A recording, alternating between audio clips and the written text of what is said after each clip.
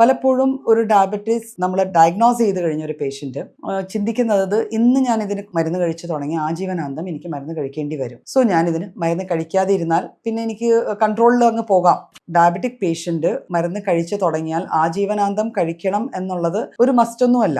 Diabetes ആണ് എന്ന് അറിഞ്ഞു കഴിഞ്ഞാൽ മരുന്ന് കഴിക്കാതെ സ്വയം അതിനെ ഹാൻഡിൽ ചെയ്യാൻ എന്നുള്ളൊരു ധാരണ വലിയൊരു തെറ്റിദ്ധാരണയാണ്. ബ്ലഡിലെ ഷുഗർ ലെവൽസ് ഹൈ ആയി കുറേയേറെ നാളെ നിന്ന് കഴിഞ്ഞാൽ നമ്മൾ പറയുന്ന ഡയബറ്റീസിന്റെ മെയിൻ കോംപ്ലിക്കേഷൻസ് ആയ റെറ്റിനോപ്പതി, അതായത് കാഴ്ചയ്ക്ക് ബുദ്ധിമുട്ട് വരിക, ഈവൻ ബ്ലൈൻഡ്നെസ് ഉണ്ടാവാം. നമുക്കൊക്കെ അതിശയിപ്പിക്കുന്ന ഒരു ഫാക്റ്റാണ് ഏറ്റവും കൂടുതൽ ബ്ലൈൻഡ്നെസിന്റെ കാരണമായിരിക്കുന്നത് ഡയബറ്റീസ് ആണെന്നുള്ളത്. ഡയബറ്റിക് പേഷ്യൻസ് അല്ലെങ്കിൽ പ്രമേഹ രോഗികൾ പതിവായി ചെയ്യുന്ന കുറേ തെറ്റായ പ്രവണതകളും ശീലങ്ങളും ഉണ്ട്.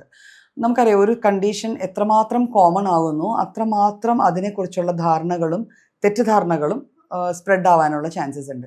പലപ്പോഴും ഒരു ഡയബറ്റീസ് നമ്മൾ ഡയഗ്നോസ് ചെയ്ത് കഴിഞ്ഞ ഒരു പേഷ്യൻറ്റ് ചിന്തിക്കുന്നത് ഇന്ന് ഞാൻ ഇതിന് മരുന്ന് കഴിച്ചു തുടങ്ങി ആജീവനാന്തം എനിക്ക് മരുന്ന് കഴിക്കേണ്ടി വരും.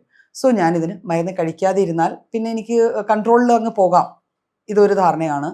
പിന്നെ പലരും അതിൻ്റെ ആവശ്യമില്ല, ഞാൻ തന്നെ ഫുഡൊക്കെ കൺട്രോൾ ചെയ്ത് എക്സസൈസൊക്കെ ചെയ്ത് ഇത് ഹാൻഡിൽ ചെയ്തോളാം. ഇത്തരത്തിലെ കുറച്ച് ധാരണകൾ നമ്മളുടെ പൊതുജനങ്ങളുടെ ഇടയിൽ വല്ലാതെ ഉണ്ട്. നമുക്കറിയാം, ഇതെല്ലാം നമ്മൾ കാണുന്ന കാര്യങ്ങളാണ്. എന്നാൽ അതൊരു വലിയ തെറ്റിദ്ധാരണയാണ്. ഒരു ഡയബറ്റിക് പേഷ്യൻറ്റ് മരുന്ന് കഴിച്ചു തുടങ്ങിയാൽ ആജീവനാന്തം കഴിക്കണം എന്നുള്ളത് ഒരു മസ്റ്റൊന്നുമല്ല. ഇപ്പോൾ ഒരു കൺവെൻഷണൽ മെത്തേഡ് അല്ലാതെ അതിൽ നിന്ന് വിട്ടുമാറി ഇപ്പം ഹോമിയോപ്പതി പോലത്തെ ഒരു സിസ്റ്റത്തിൽ വന്നു കഴിഞ്ഞാൽ സ്വാഭാവികമായിട്ട് ആ ഒരു കണ്ടീഷൻ കറക്റ്റഡ് ആയി കഴിഞ്ഞാൽ പിന്നീട് മരുന്ന് കഴിക്കേണ്ട ആവശ്യമില്ല. എന്നാലും ഡയബറ്റീസ് ആണ് എന്ന് അറിഞ്ഞു കഴിഞ്ഞാൽ മരുന്ന് കഴിക്കാതെ സ്വയം അതിനെ ഹാൻഡിൽ ചെയ്യാൻ എന്നുള്ളൊരു ധാരണ വലിയൊരു തെറ്റിദ്ധാരണയാണ്. അതിനൊരു വലിയ അബദ്ധം ഒളിഞ്ഞിരിക്കുന്നുണ്ട്. നമ്മൾ മനസ്സിലാക്കേണ്ട ഒരു കാര്യം, ബ്ലഡിൽ ഷുഗറിൻ്റെ അളവ് കൂടുക എന്നുള്ളതാണ് ഡയബറ്റീസിൻ്റെ ഏറ്റവും വലിയ ലക്ഷണം. അത് എല്ലാവർക്കും അറിയാവുന്ന ഒരു കാര്യമാണ്. പക്ഷേ ഈ ബ്ലഡ് തന്നെയാണ് നമ്മളുടെ ഓരോ ഓർഗൻസിൽ, ബ്രെയിനിന്, കണ്ണിന്, കിഡ്നീസിന്, നെർവ്സിന് എല്ലാവർക്കും ഓക്സിജൻ സപ്ലൈ ചെയ്യാൻ പോകുന്നത്. അപ്പോൾ ഓക്സിജൻ്റെ കൂടെ ഒരു എക്സ്ട്രാ ഷുഗർ ലോഡും കൂടെ കൊണ്ടുപോവുകയാണ്. അപ്പോൾ ഇങ്ങനെ കൊണ്ടുപോയി വരുമ്പം ചെറിയ ചെറിയ രക്തധമനികൾ മൈക്രോ ആർട്ടറീസിലും പിന്നെ മാക്രോയിലും പലതരം കോംപ്ലിക്കേഷൻസ് വന്നു ചേരാനും തന്മൂലം ആ അവയവങ്ങളിൽ, കണ്ണുകൾക്ക് അല്ലെങ്കിൽ വൃക്കകൾക്ക് അല്ലെങ്കിൽ നെർവ്സിന് ഒക്കെ പലതരം ദോഷങ്ങളും ക്ഷതങ്ങളും ഉണ്ടാവാനുള്ള ചാൻസസ് ഉണ്ട്.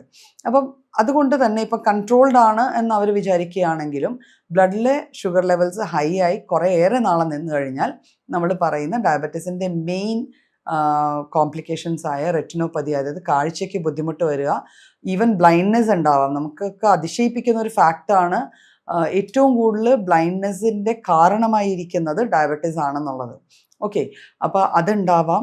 ന്യൂറോപ്പതി വരാം. ഞരമ്പുകൾക്ക് ക്ഷതം വന്നിട്ട് നമുക്ക് കൈകൾക്കും കാലുകൾക്കും ഒരു തരിപ്പ് പോലത്തെ ഫീലിങ്ങും, പലപ്പോഴും ചവിട്ടുന്നത് അറിയാതെ മുറിവുകളൊക്കെ ഉണ്ടായത് പൊറുക്കാൻ താമസം വരുന്നത് ആ വേദന അറിയാത്തത് കൊണ്ടാണ്. അപ്പോൾ അതും ഇതിൻ്റേതായ ഒരു കോംപ്ലിക്കേഷനാണ്.